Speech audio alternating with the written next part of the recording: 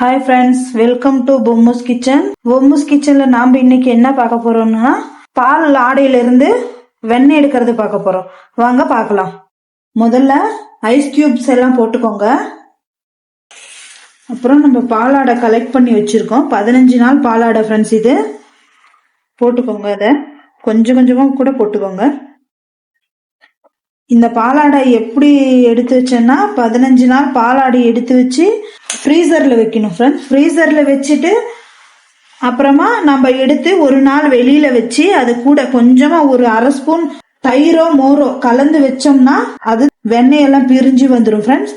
அப்போ நம்ம ice கியூப்ஸும் ice தண்ணியும் போட்டு அரைக்கணும் ஃப்ரெண்ட்ஸ். அரைச்ச வாட்டி காட்டுறேன் ஃப்ரெண்ட்ஸ். பாருங்க ஃப்ரெண்ட்ஸ், இப்படி வரணும். இப்படி வந்த வாட்டி ஒரு பாத்திரத்துல கொட்டிக்கோங்க. பாருங்க ஃப்ரெண்ட்ஸ், இப்படி வந்திருக்கு. நம்ம இதை நல்லா 2 தடவை வாஷ் பண்ணி எடுத்துக்கணும். அதையுமே சில் தண்ணியில தான் ஃப்ரெண்ட்ஸ் வாஷ் பண்ணணும். அப்போதான் அந்த ஸ்மெல்லா வராது நமக்கு. நல்லா வாஷ் பண்ணி எடுத்துக்கோங்க. வாஷ் பண்ண வாட்டி காட்டுறேன்.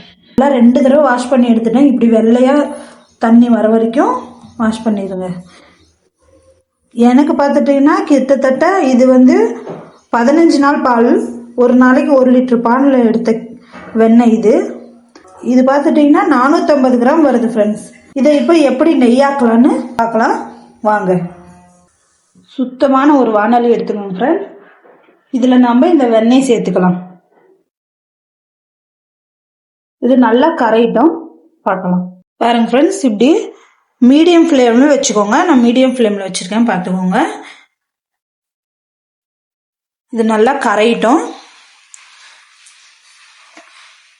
இந்த நுரையெல்லாம் அடங்கணும் ஃப்ரெண்ட்ஸ். நுரையெல்லாம் அடங்கின வாட்டி இது கைவிடாம கிண்டுங்க. நிறைய பேர் நம்ம பசும்பாலில் தான் எடுக்க முடியும்னு சொல்லுவாங்க ஃப்ரெண்ட்ஸ். ஆனால் நான் பசும்பாலெல்லாம் எடுக்கல. இதை பேக்கெட் பால்லையும் நம்ம வெண்ணெய் எடுக்கலாம். நீங்களும் ட்ரை பண்ணி பாருங்க ஃப்ரெண்ட். இது நல்லா கரைஞ்ச வாட்டி நம்ம பார்க்கலாம்.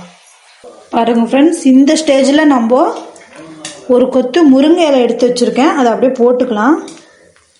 அது நல்லா பொரியட்டும். பொரிஞ்ச வாட்டி ஒரு கல் உப்பு போட்டுக்கலாம் ஃப்ரெண்ட்ஸ்.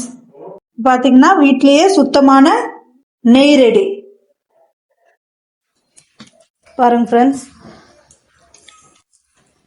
400 கிராம் வந்திருக்கு. இந்த வீடியோ உங்களுக்கு பிடிச்சிருந்தா நீங்களும் இதே மாதிரி ட்ரை பண்ணி பாருங்க. லைக் பண்ணுங்க, ஷேர் பண்ணுங்க. Okay bye. இன்னொரு நல்ல வீடியோல பார்க்கலாம். பாய்.